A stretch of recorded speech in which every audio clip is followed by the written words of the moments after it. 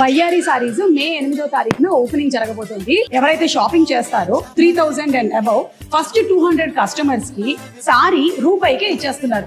Breaking news చూస్తున్నాం. Supreme court తలుపు తట్టనున్నారు TVK అధినేత విజయ్. రాజ్యాంగ నిపుణులతో 3 గంటల పాటు విజయ్ చర్చలు జరిపారు. ప్రభుత్వ ఏర్పాటుకు మెజార్టీ లేదంటూ మరోవైపు లోక్ భవన్ వర్గాలు తెలియజేస్తున్నాయి. 2 సార్లు గవర్నర్ ఆర్లేకర్ ను కలిశారు టీవీకే అధినేత విజయ్. కానీ 118 మంది ఎమ్మెల్యేల సంతకాలతో రావాలంటూ కూడా విజయ్ కి సూచిస్తున్నారు గవర్నర్. ప్రజా తీర్పునకు వ్యతిరేకంగా గవర్నర్ వ్యవహరిస్తున్నారని టీవీకే కార్యకర్తలు లోక్ భవన్ ఎదుట కూడా నిరసన తెలియజేస్తున్నారు. మరోవైపు తమిళనాడులో మళ్లీ ఎన్నికలంటూ ఊహాగానాలు కూడా వ్యక్తమవుతున్నాయి. విజయ్ ప్రభుత్వం ఏర్పాటు చేసే వరకు వేచి చూస్తామంటూ కూడా 2వ స్థానంలో ఉన్నటువంటి డిఎంకే అధినేత మాజీ ముఖ్యమంత్రి స్టాలిన్ కూడా క్లియర్ కట్ గా చెప్తున్నటువంటి వైనం. మొత్తం మీద చూడాలి, 118 మ్యాజిక్ ఫిగర్ వస్తే తప్ప ప్రభుత్వ ఏర్పాటుకు అవకాశం లేదంటూ గవర్నర్ రాజేంద్ర చెప్తున్నటువంటి పరిస్థితులు మనం చూస్తున్నాం. ఇలాంటి నేపథ్యంలో టీవీకే అధినేత న్యాయస్థానంలో ఎలాంటి అంశాలతో వెళ్లేటువంటి అవకాశం కనబడుతుంది. ఇప్పుడు ఇదే ఉత్కంఠభరితంగా సాగుతుంది. ఇక ఇదే అంశంపై మరింత సమాచారం మా ప్రతినిధి కిరణ్ అందిస్తారు. కిరణ్, చెప్పండి, టీవీకే పూర్తి స్థాయిలో న్యాయస్థానాల బాట పడుతున్నట్లుగా తెలుస్తున్నాయి. సో ఎలాంటి అంశాలను న్యాయస్థానం ముందు ప్రస్తావించేటువంటి పరిస్థితులు కనబడుతున్నాయి? పూర్తి అప్డేట్స్ ఏంటి? కిరణ్, సుప్రీంకోర్టు తలుపు తట్టనున్నారు టీవీకే అధినేత విజయ్. ఏదైతే తనకు 112 మంది అసెంబ్లీ శాసనసభ్యుల మద్దతు ఉన్నప్పటికీ కూడా గవర్నర్ పదే తనను ప్రమాణ స్వీకారానికి పిలవలేదంటూ ఆయన సుప్రీంకోర్టు తలుపు తట్టే అవకాశం ఉంది. ఎందుకంటే సింగిల్ లార్జెస్ట్ పార్టీగా ఎన్నికల్లో సింగిల్ లార్జెస్ట్ పార్టీగా టీవీకే నిలిచింది.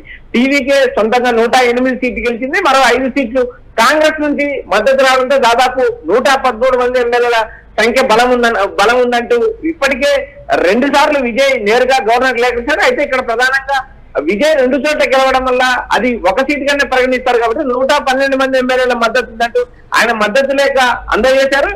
నిన్న కూడా లోక్ భవన్ వెళ్ళి ఆయన సుదీర్ఘంగా దాదాపు 45 నిమిషాల పాటు గవర్నర్ ఆర్లేకర్ తో సమావేశం.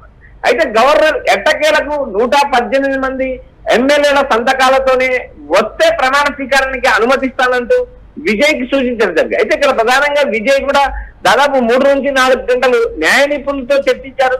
సుప్రీంకోర్టు తలుపు తట్టనున్నారు. ఎందుకంటే రాష్ట్రంలో గవర్నర్ ప్రథమ పౌరుడుగా ఉంటాడు.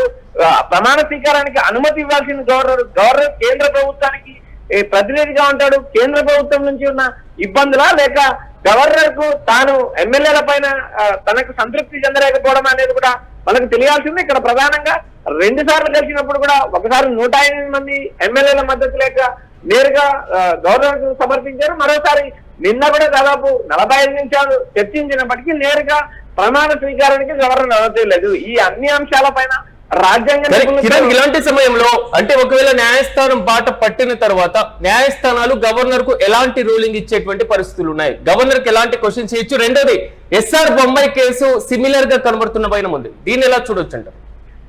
ఇక్కడ ప్రధానంగా అత్యధిక ఏదైతే సింగిల్ లార్జెస్ట్ గా పార్టీగా నిలిచిన పార్టీని గవర్నర్ ఆనవాయితీగా ప్రమాణ స్వీకారానికి పిలుస్తారు. ఇది ఒక తమిళనాడే కాదు, దేశవ్యాప్తంగా ఇదే మోడల్ అమలు ఉంటుంది. ఆయా రాష్ట్రాల్లో కూడా ఇలాంటి పరిస్థితి ఉంటుంది. అయితే ఇక్కడ ప్రధానంగా ఏదైతే హంగ్ ఏర్పడినప్పుడు మాత్రమే ఇలాంటి పరిస్థితులు ఏర్పడతాయి. ఏదైతే గవర్నర్ తనకు విశ్వాసం ఉన్నప్పుడు విశ్వాసం కానీ తనకు సంతృప్తి చెందితే కానీ ఏదైతే మెజార్టీ ఉన్న పార్టీని పిలిచే అవకాశం ఉంది. అయితే ఇక్కడ గవర్నర్ కావాలని పిలవలేదు, దీని వెనుక ఏదో కుట్ర జరుగుతుందంటూ టీవీకి అభిమానులు ఇప్పటికే టీవీకి పార్టీ శ్రేణులు కూడా రోడ్డెక్కి ఆందోళన చేస్తున్నాయి, నిరసనలు వ్యక్తం చేస్తున్నాయి.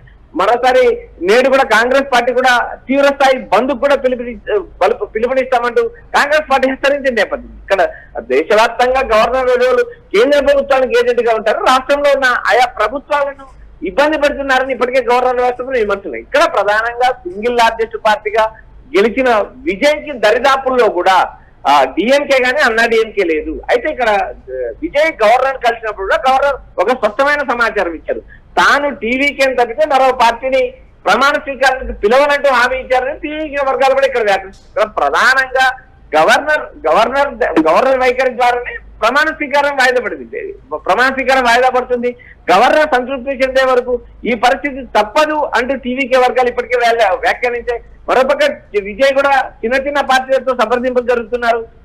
లేడు. ఒకవేళ ఈ రోజు గవర్నర్ కు మద్దతు లేక ఇవ్వకపోతే మళ్ళీ 3 నుంచి 4 రోజులు ఈ ప్రమాణ స్వీకారం వాయిదా పడే అవకాశం స్పష్టంగా కనిపిస్తున్నాయి.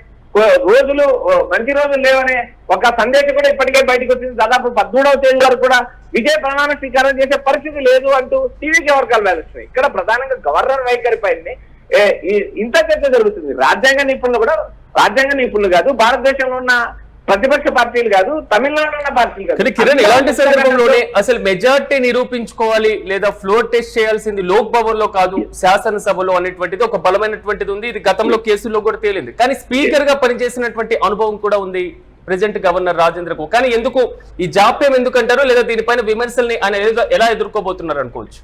సిరాజ్, ఇక్కడ ప్రధానంగా గవర్నర్ గా పనిచేయకముందే ఆయన శాసనసభ స్పీకర్ గా పనిచేశారు.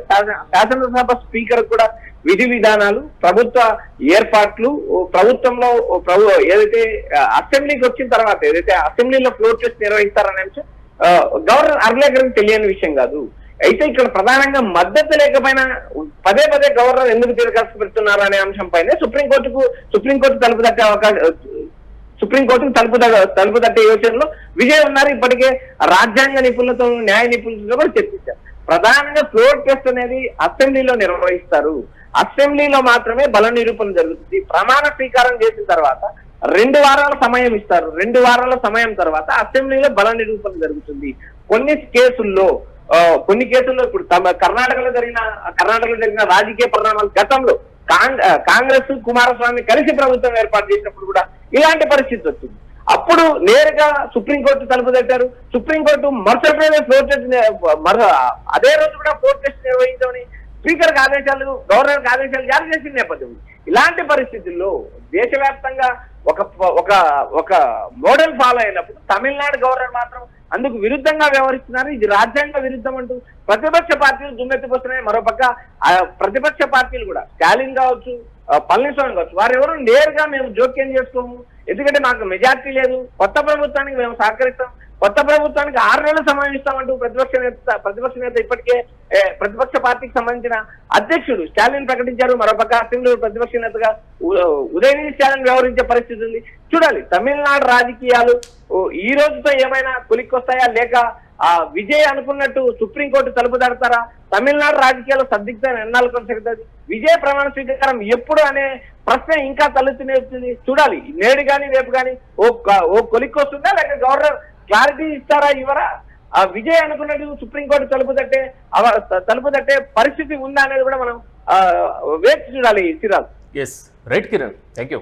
మొత్తం మీద సుప్రీంకోర్టు తలుపు తట్టనుంది. టీవీకే అధినేత మరి ముఖ్యంగా విజయ్ కూడా పూర్తి స్థాయిలో రాజ్యాంగ నిపుణులతో 3 గంటల పాటు విజయ్ చర్చలు జరిపినట్లుగా తెలుస్తుంది. ప్రభుత్వ ఏర్పాటుకు మెజార్టీ లేదంటూ కూడా లోక్ భవన్ వర్గాలు ఇప్పటికే స్పష్టం చేసినటువంటి వైనం. 2 సార్లు గవర్నర్ ఆర్లేకర్ ను కలిశారు టీవీకే అధినేత విజయ్. కానీ 118 ఎమ్మెల్యేల సంతకాలతో రావాలంటూ కూడా విజయ్ కి సూచించారు గవర్నర్. మరోవైపు ప్రజా తీర్పుకు వ్యతిరేకంగా గవర్నర్ వ్యవహరిస్తున్నారంటూ కూడా టీవీకే కార్యకర్తలు, నేతలు లోక్ భవన్ ఎదుట నిరసన కార్యక్రమానికి పిలుపునిచ్చారు. మొత్తం మీద తమిళనాడులో మళ్లీ ఎన్నికలంటూ కూడా ఊహాగానాలు వ్యక్తమవుతున్నాయి. విజయ్ ప్రభుత్వం ఏర్పాటు చేసే వరకు కూడా వేచి చూస్తామంటూ ఆపద్ధర్మ ముఖ్యమంత్రి స్టాలిన్ ఇప్పటికే క్లారిటీ ఇచ్చేటువంటి ప్రయత్నం చేశారు. కానీ 118 మ్యాజిక్ ఫిగర్ తో లోక్ భవన్ కు విజయ్ వెళ్తారా? ఆ లిస్టుతో పూర్తి స్థాయిలో గవర్నర్ ముందు ఆయన పెడతారా? సో గవర్నర్ అప్పుడే అనుమతించేటువంటి పరిస్థితులు కనబడుతున్నటువంటి నేపథ్యంలో 2 సార్లు గవర్నర్ తో భేటీ అయినా సానుకూల ఫలితాలు రానటువంటి సిచ్యువేషన్. ఈ నేపథ్యంలోనే టీవీకే పార్టీ న్యాయస్థానాన్ని తలుపు తట్టేటువంటి అవకాశం చాలా స్పష్టంగా కనబడుతుంది.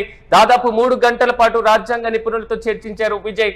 కాబట్టి న్యాయస్థానం వెళ్లి తమ బల నిరూపణకు గవర్నర్ అడ్డుకుంటున్నటువంటి వైనం, గవర్నర్ వ్యవస్థ, దాంతో పాటుగా సంకీర్ణ ప్రభుత్వాల ఏర్పాటు చేసేటువంటి విధానాలపైన కూడా న్యాయస్థానం బాట పట్టేటువంటి అవకాశాలు అయితే చాలా స్పష్టంగా కనబడుతున్నాయి. న్యాయస్థానాన్ని ఆశ్రయించిన తరువాత న్యాయస్థానం గవర్నర్ కి ఏమైనా రూలింగ్ ఇవ్వబోతుందా, లేదా గతంలో ఉన్నటువంటి కేసుల పరంపరను చూసి న్యాయస్థానాలు ఎలా వ్యవహరించేటువంటి అవకాశాలు కనబడుతున్నాయి అన్న దానిపై ఉత్కంఠ కొనసాగుతుంది.